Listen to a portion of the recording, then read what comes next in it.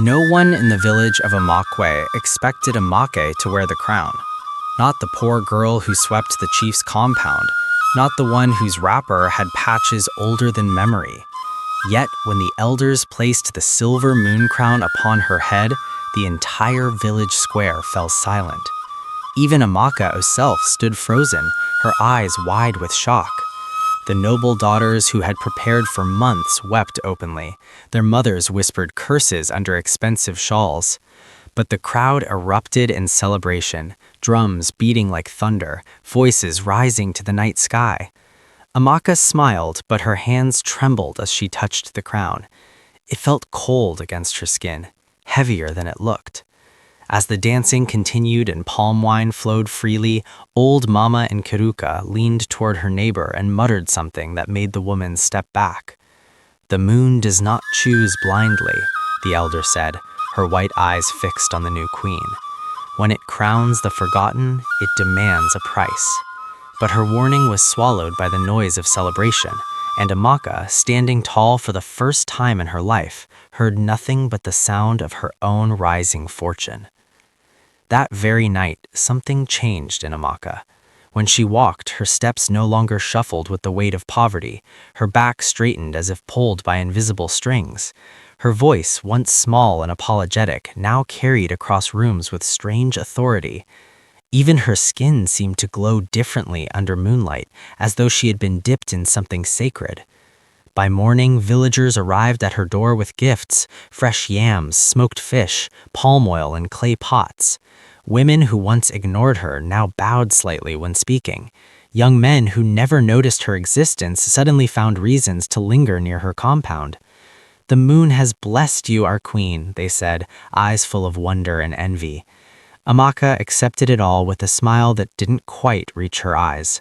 She moved through the day like someone walking in a dream, touching her crown often as if to confirm it was real.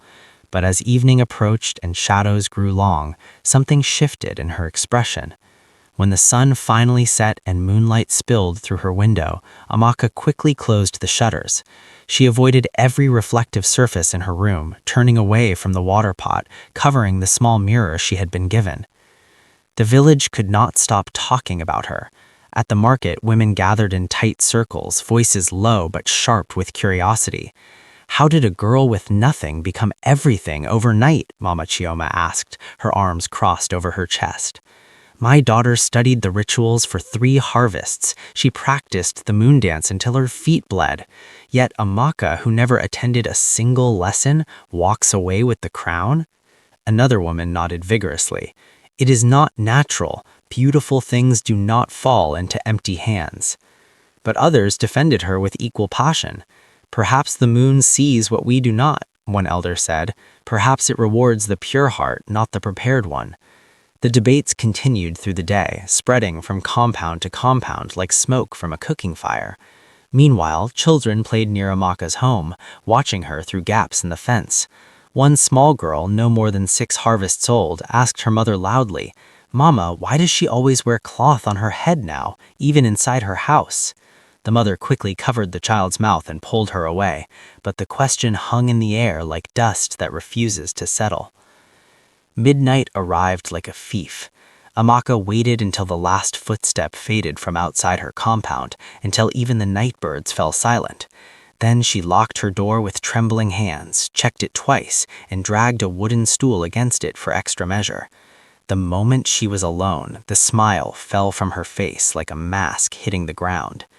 Pain struck without warning, sharp, hot, and deep, like something pushing from inside her skull.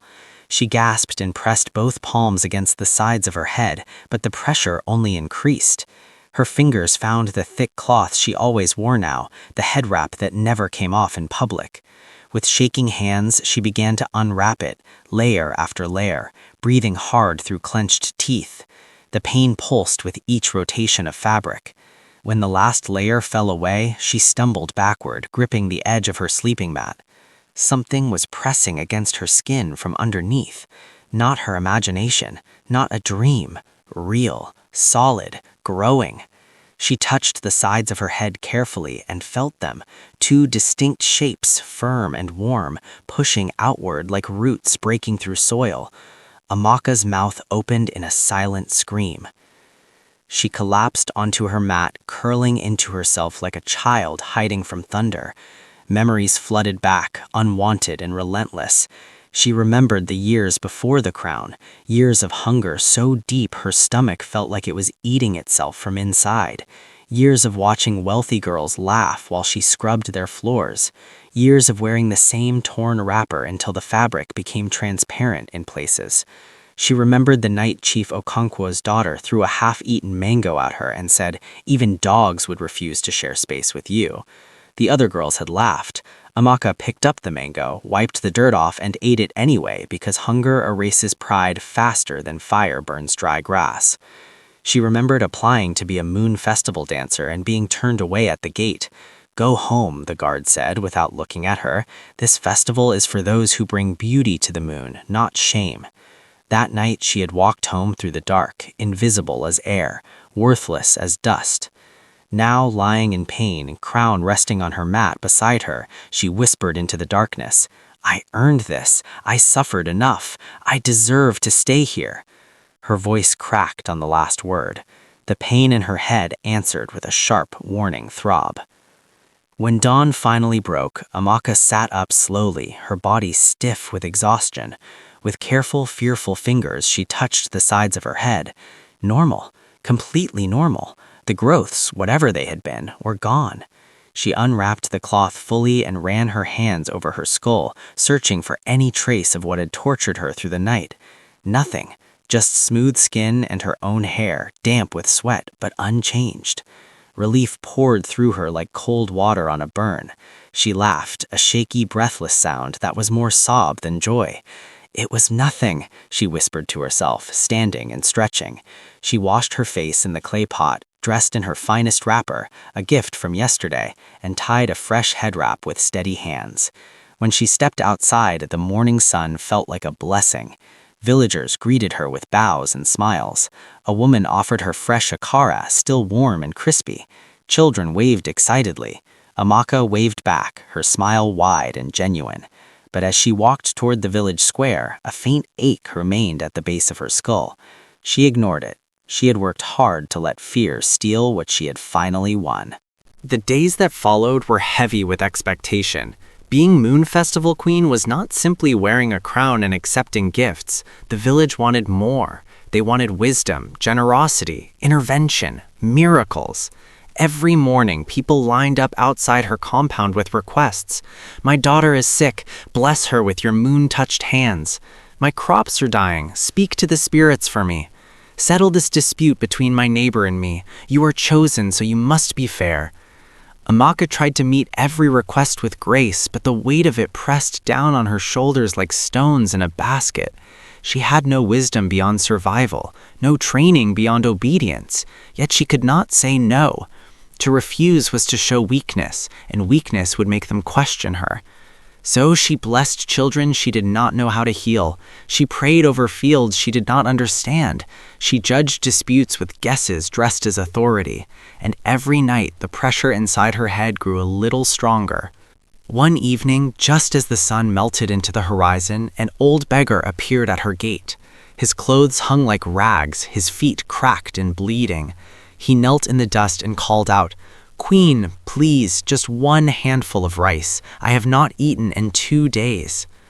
Amaka froze. She had been laughing with a group of young women, all of them admiring her new beads. But now, with the beggar kneeling in full view of everyone, the laughter died. The women turned to look at her, waiting. The beggar's eyes were sunken, his lips cracked and pale. He looked like the version of herself she had buried under this crown. For a moment, something twisted in her chest, a memory, a recognition. But then one of the women whispered, "A queen cannot be seen with such filth." And shame, hot and bitter, rose in Amaka's throat. Not shame for the beggar, but shame that anyone might associate her with him. She stepped back slightly and gestured to her guard, a young man who had volunteered to protect her since the crowning. "Remove him," she said, her voice colder than she intended. "This is not the place for begging." The guard hesitated but obeyed. The old man did not resist. He simply stood, bowed his head, and walked away, limping on his ruined feet. The women around Amaka nodded approvingly. "You did the right thing," one said. But as the beggar disappeared into the shadows, the moonlight above seemed to sharpen. It cut through the evening like a blade, and Amaka felt a chill run down her spine. That night, the pain returned with a vengeance. Not a dull ache this time, but a tearing, stretching agony that made her bite down on cloth to keep from screaming. She unwrapped her head with frantic hands, and what she felt made her stomach drop. Her ears, they had grown. Not slightly, not imagined. They were longer now, extending past where ears should end, reaching toward her jawline. The skin was rough, the shape wrong. Amaka stumbled to her water pot and stared at her reflection in the trembling surface. In the dim light of her oil lamp, she saw them clearly. Long, pointed, animal. She covered her mouth with both hands, choking back a sob. Her whole body shook as she touched them, hoping they would disappear like before, but they remained, solid and horrifying. She wrapped them tightly, layer after layer of cloth, pulling until her head throbbed. Tears streamed down her face. "What is happening to me?" she whispered. The room offered no answer, only silence and the smell of her own fear. She lay down, curled on her side, and prayed to every god she knew. But deep inside, beneath the terror, a small voice whispered the truth she did not want to hear. This was not sickness. This was consequence. By morning, the ears had shrunk again, not completely, but enough that she could hide them with careful wrapping and decorative beads.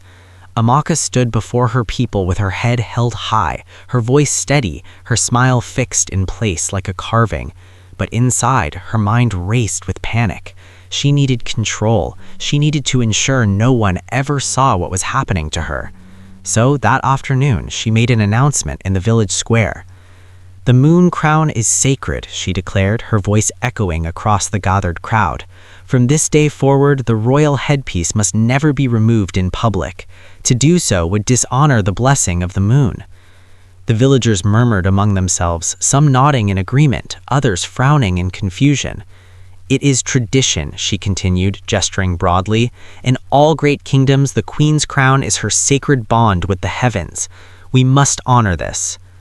Chief Okonkwa's wife stood and bowed. "We will respect your decree, my queen." Others followed her lead. And just like that, Amaka had built her first wall. But as she walked back to her compound, she felt eyes on her back. Watching, wondering, noticing. One elder woman, Mama Nirkira, stood at the edge of the crowd, her blind eyes somehow seeing more than anyone else. She did not bow. She simply tilted her head and whispered to the wind. "Walls built from fear never stand long." The memory came to her at night, sharp and clear as broken glass. She was 14 harvests old again, stomach hollow from hunger, body shaking from cold. It was the night of the full moon, the brightest she had ever seen. She had wandered far from the village, too ashamed to be seen, too desperate to care where she went. She had knelt in the dirt beneath the swollen moon and wept. Not quiet tears, but the kind of crying that comes from the deepest part of the soul. "I am nothing. I have nothing. I am worth nothing." The world had not answered. Not at first, but then she heard it. Footsteps, soft, deliberate, coming closer. She looked up, wiping her face quickly, fear spiking through her chest. From the shadows stepped a woman, tall, impossibly pale, her skin glowing faintly in the moonlight. She wore white cloth that moved like water, and her eyes were silver, reflective, unblinking. Behind her, shadows flickered and shifted, not human shadows, animal shapes, hooves, tails, antlers. Amaka's breath caught in her throat. She tried to stand, to run, but her legs would not obey. The woman smiled gently.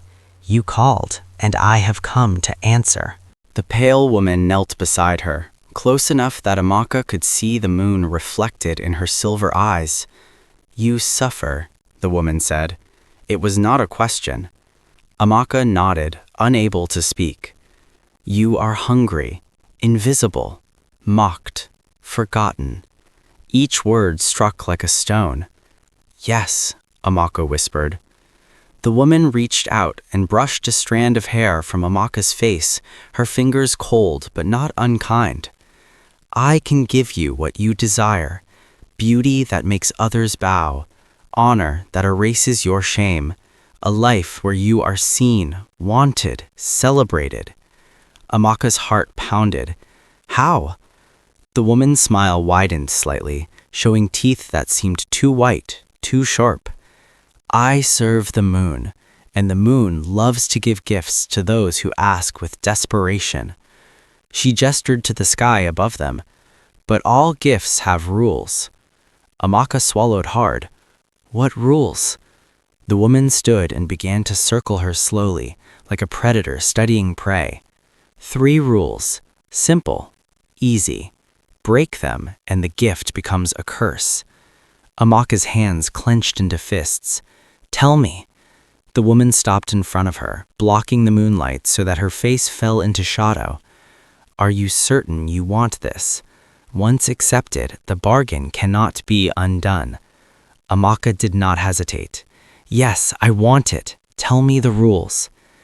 The pale woman extended 3 long fingers, each one pointed like a claw. First, she said, her voice dropping lower, you must never mock the poor. You came from dust, and dust remembers its children. Amaka nodded quickly. I would never. Second, the woman continued, lowering 1 finger, you must never turn away the needy who come to you at night. The moon watches those who seek help in darkness. Amaka hesitated but nodded again. And third, the woman said, her final finger lingering in the air, you must never seek a crown greater than the one the moon gives you. To reach beyond my gift is to spit in the face of the one who blessed you. Amaka's throat tightened. What happens if I break them? The woman tilted her head, and the animal shadows behind her seemed to grow larger, more solid. Your true form will grow, she said simply, piece by piece, until everyone sees what fed on greed and forgot gratitude. Fear prickled along Amaka's skin. What do you mean, true form? The woman smiled but did not answer. Instead, she placed 1 cold hand on Amaka's head. Do you accept? Amaka thought of the hunger, the shame, the years of being nothing. She thought of the girls who laughed, the guards who turned her away. She looked up at the pale woman and said, I accept. The moment the words left her mouth, the world shifted. The pale woman's hand grew hot against her scalp, burning like iron pulled from fire. Amaka gasped and tried to pull away, but the woman's grip tightened. The moon has heard you, the woman whispered. Now you will carry its mark. Pain exploded through Amaka's skull, sharp and sudden. She screamed, but no sound came out. Her body convulsed, her hands clawing at the dirt. And then she felt it, the stretching, the pulling. Something inside her head was changing, growing, reshaping. Her ears, they were lengthening, the cartilage bending in ways it should not. The skin pulled tight, then looser, then tight again. It felt like her skull was being torn apart from the inside. And then, just as suddenly as it began, it stopped. The woman released her, and Amaka collapsed onto the ground, gasping for air. Her hands flew to her head, and she felt them, long, stiff, covered in fine hair. Not human. Not anymore. No, she choked out, tears streaming down her face. No, no, no. They will shrink by morning, the woman said calmly, brushing dust from her white cloth. As long as you obey, they will hide, but break the rules and they will grow until there is no hiding what you are. Amaka looked up at her, horror and desperation warring in her chest. What am I? The woman smiled. You are blessed. Now go. Your new life begins tomorrow. Years had passed since that night, and for the most part, Amaka had obeyed. She had not mocked the poor openly. She had been cautious with the needy. She had accepted the moon crown with gratitude, and in return, she had everything she once dreamed of. But now, standing in her compound with gifts piled high and songs sung in her name, the third rule began to feel like a chain. Travelers came from distant villages just to see her. They spoke of her beauty, her grace, the way the moon seemed to follow her wherever she walked. Merchants offered her fine cloth from across the sea. Chiefs invited her to festivals in their lands. And with each new honor, Amaka felt the hunger for more grow sharper. One evening, a messenger arrived from the northern villages. "They speak of you everywhere," he said, bowing low. "Some say you are not just a queen of one festival, but a queen for all seasons." Amaka's heart swelled. "Do they?" "Yes, my queen. They say if the moon can crown you once, perhaps you are meant for something greater." The words planted a seed, a dangerous, intoxicating seed. That night, as she prepared for bed, she noticed something that made her blood run cold. Her ears no longer shrank completely. Even in the morning, they remained slightly longer than before. The curse was tightening its grip. Old Mama Nikirka sat by the fire, her blind eyes staring into the flames as if she could see stories written in the smoke. "Mama, tell us the story of the Donkey King," one child begged. The old woman smiled, a sad, knowing smile.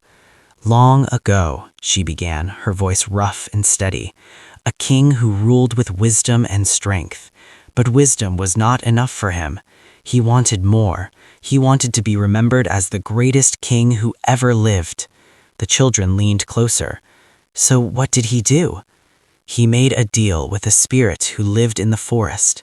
The spirit promised him fame, power, and a name that would echo through the ages." Mama Nikirka paused, letting the fire crackle between her words. "But the spirit warned him, 'Do not let greed lead you beyond what I have given you.' The king agreed. For years he prospered, but one day he declared himself king of all kings, greater than even the spirits who blessed him." The children gasped. "What happened?" "His ears grew, long and gray like a donkey's, and no crown could hide them. The people saw what he had become, and they drove him into the wilderness, where he brayed like the beast he had turned into." Silence fell over the children. One whispered, "Is the story true, Mama?" The old woman turned her face towards the moon. "That story has not ended." The breaking point came quietly, without thunder or warning. Amaka had grown used to her influence, used to the way people obeyed her every word. So when beggars began appearing at her gates more frequently, she saw them not as people, but as problems. One evening, a group of 3 elderly men and 2 women arrived, asking for shelter for the night. They were travelers, they said, passing through on their way to bury a relative. Amaka looked at them from her doorway and felt disgust rise in her throat. Their clothes were dirty, their feet were bare, they smelled of sweat and long roads. "No," she said simply. One of the women stepped forward. "Please, my queen, just a place to rest. We will be gone by dawn." "I said no," Amaka repeated, louder this time. "This is a place of honor, not charity. Go to the village square. Beg there." The travelers exchanged glances, hurt and confusion in their eyes, but they did not argue. They turned and walked away, disappearing into the night. Amaka returned to her room and bolted the door. She told herself she had done nothing wrong. She was a queen now. Queens did not house beggars. But that night, as she lay on her mat, the pain came faster and sharper than ever before. And when she touched her head, her hands met something that made her scream into her pillow. Her ears no longer shrank. They were permanent now, long, stiff, and covered in coarse hair. Animal ears, donkey ears. Panic consumed her. For 3 days, Amaka refused to leave her compound. She sent word that she was fasting, preparing spiritually for the grand moon festival that would take place in 1 week. The villagers accepted her excuse, even praised her devotion. But inside her room, Amaka was unraveling. She wrapped her head in layers of cloth so thick she could barely hear. She wore ornaments and beads that clattered with every movement, hoping the noise would distract from the shape beneath. She practiced walking, sitting, turning her head slowly so nothing would shift out of place. At night, she stared at the ceiling and whispered desperate prayers. Please, I will obey from now on. I will never turn anyone away again. Just take them back, please." But the moon, full and bright through her window, offered no response. On the fourth day, a messenger arrived with news that made her stomach twist. "My queen," he said, bowing low, "the chiefs of the 7 villages have gathered. They wish to honor you at the Grand Moon Festival by crowning you Queen of all festivals, a title never given before." Amaka's breath caught. Queen of all festivals, greater than any queen in memory, the very thing she had dreamed of, the very thing she had been warned against. She stood in silence, her heart pounding, her ears hidden beneath layers of cloth. And then she smiled. "Tell them I accept." The week passed in a blur of preparation. Amaka threw herself into planning the festival with manic energy, ignoring the pain in her head, ignoring the way her ears now throbbed constantly. She ordered the finest decorations. She demanded musicians from 3 villages. She had a new crown made, larger and more elaborate than the moon crown, studded with stones that caught the light like trapped stars. The villagers worked night and day to make everything perfect. They built stages, wove garlands, prepared feasts that would feed hundreds. And through it all, Amaka smiled and gave orders, her head wrapped so tightly that some began to whisper, "Why does she never remove her headcloth anymore? Perhaps it is a new royal tradition. Or perhaps she hides something." But no one dared ask her directly. The night before the festival, Amaka stood alone in her compound, staring at the new crown.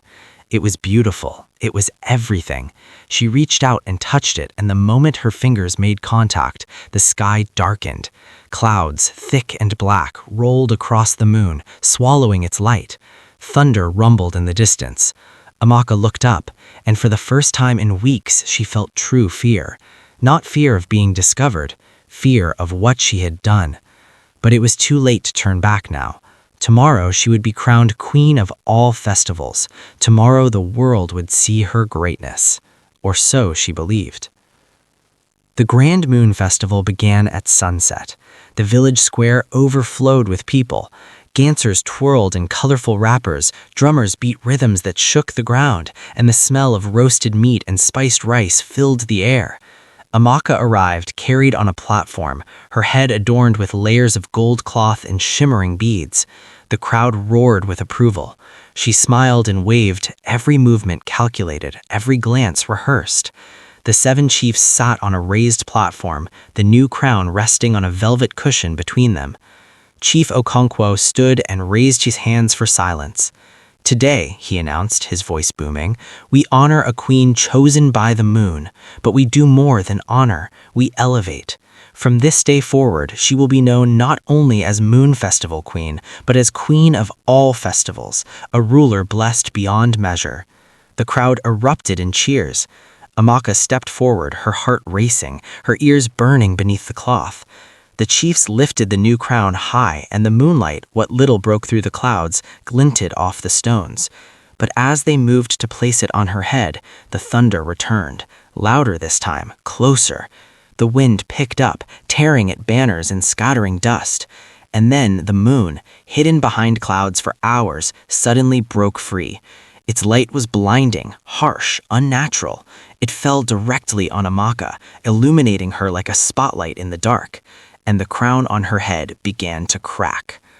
The sound was sharp and clear, a snap, like dry wood breaking. Amaka froze, her hands flying to her head. The new crown, the symbol of her ultimate triumph, split down the middle. The villagers gasped, stepping back as pieces of the crown tumbled to the ground. And then the cloth around her head began to unravel. Not by wind, not by accident, it moved on its own, unwinding layer after layer, as if pulled by invisible hands. Amaka screamed and grabbed at it, trying to hold it in place, but her fingers found nothing. The final layer fell away, and the crowd saw. Her ears, long, gray, covered in coarse hair, donkey ears. They stood tall, unmistakable, twitching slightly in the evening breeze. For a moment, the world was silent. No drums, no voices, just the sound of Amaka's ragged breathing and the wind rustling through the trees. Then the screaming began. Women covered their mouths, men stepped back, some raising their hands as if to ward off evil. Children clung to their mothers, crying. Chief Okonkwo's face twisted in horror and rage. "What is this? What witchcraft have you brought among us?" Amaka stumbled backwards, her hands covering her ears, tears streaming down her face. "No," she sobbed, "please, no. I'm still your queen, I'm still—" But her words were drowned out by the crowd's rising panic. And above it all, the moon shone brighter than ever before, cold and merciless. From the center of the square, light began to gather. Not torchlight, not firelight. Moonlight, pure and silver, pooling like water until it took shape. The pale woman appeared, the same one who had blessed Amaka years ago beneath the moon. The crowd fell silent instantly, fear freezing them in place. The woman's silver eyes swept across the gathering, and when she spoke, her voice carried to every corner. "You celebrate a false queen," she said, her tone calm but sharp as a blade. "One who was given beauty and honor, and in return promised humility and gratitude." She turned to Amaka, who had collapsed to her knees, sobbing. "You were warned. 3 rules, simple, sacred, and you broke them all." Amaka shook her head violently. "I didn't mean to, I was just—" "You mocked poverty by turning away the desperate," the woman interrupted. "You rejected the needy who came to you in darkness. And worst of all, you sought a crown greater than the one I gave you, declaring yourself above the very blessing that lifted you from dust." The pale woman stepped closer, and her shadow fell over Amaka like a shroud. "You fed on greed, and now greed has marked you." She raised one hand toward the sky. "Let them see what you truly are. Let this be a warning to all who forget the cost of pride." And with that, the transformation completed. Amaka's ears grew even longer. Her voice cracked and broke into a bray, and her hands trembled as they touched the face she could no longer recognize. Mama Nukiruga stepped forward from the crowd, her blind eyes somehow seeing everything. The pale woman turned to her and inclined her head slightly, as if greeting an old acquaintance. "Tell them," the woman said. Mama Nukiruga's voice rang out, steady and clear. "The spirit you see before you was once human, a woman like Amaka, a woman who made the same bargain, broke the same rules, and suffered the same fate." The crowd murmured, confusion and fear in their voices. "The moon does not create curses for cruelty," Mama Nukiruga continued. "It creates them as lessons. This spirit serves the moon now, offering gifts to the desperate, watching to see if they will remember humility or fall into the same trap." She turned her face toward Amaka, who knelt trembling on the ground. "The moon repeats its lessons until someone finally learns." The pale woman nodded slowly, and so the cycle continues. I offer, they accept, they forget, they fall. She looked down at Amaka with something that might have been pity. "Perhaps one day one of you will break the pattern." The moonlight around her began to fade, her form dissolving like mist. But today is not that day. And with that, she vanished, leaving only the cold light of the moon and the broken queen kneeling in the dirt, her donkey ears twitching as the crowd watched in horrified silence. Amaka could not stay. The shame, the horror, the hatred in every pair of eyes, it was too much. That very night, she gathered what little she could carry and fled into the forest. Her ears, now permanent and impossible to hide, marked her wherever she went. Villagers from neighboring towns threw stones and chased her away. Children screamed when they saw her. Dogs barked and snarled. She wandered for weeks, eating what she could find, sleeping in caves and under trees. Her voice had changed too. When she tried to speak, her words came out distorted, half human, half animal. Sometimes, when fear or anger overtook her, she would open her mouth and only a bray would emerge. She became a ghost story, a cautionary tale. People would point to the hills at night and say, "Do you hear that sound? That's the queen who wanted too much. That's what happens when you forget where you came from." And Amaka, hiding in the shadows, would hear them. She would cover her ears and weep, but the tears changed nothing. The curse was permanent. The moon had spoken. And there was no crown, no cloth, no lie that could ever hide what she had become. She was a warning now, not a queen, just a lesson carved into flesh and bone. The Grand Moon Festival was never held again. The village of Amakwe dismantled the stages, scattered the decorations, and forbade anyone from speaking Amaka's name aloud. The moon crown was melted down and buried in the chief's compound, its silver returned to the earth. For months, the village felt cursed. Crops grew poorly, rains came late. Some said the moon was angry at them for celebrating a false queen. Others said the land itself had been poisoned by greed. But slowly, life returned to normal. New festivals were created, simpler ones focused on gratitude rather than glory. And every full moon, the elders would gather the children and tell them the story of the girl who was crowned queen and lost everything. "Why did she lose it, Mama?" a child would ask. And the elder would reply, "Because she forgot that blessings are not possessions, they are responsibilities." The story spread beyond Amakwe, carried by travelers and traders to distant villages and towns. And wherever it was told, people would pause and look up at the moon, wondering if the pale woman was watching, if the cycle was still turning, if somewhere another desperate soul was making the same mistake. The festival ended, but the lesson remained. And on quiet nights, when the moon was full and bright, and the wind carried sound across the hills, people swore they could hear it.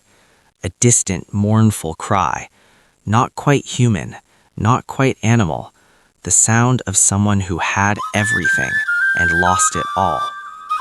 Now, when the moon rises full and bright over Amakwe, mothers pull their children close and whisper the warning that has been passed down through generations.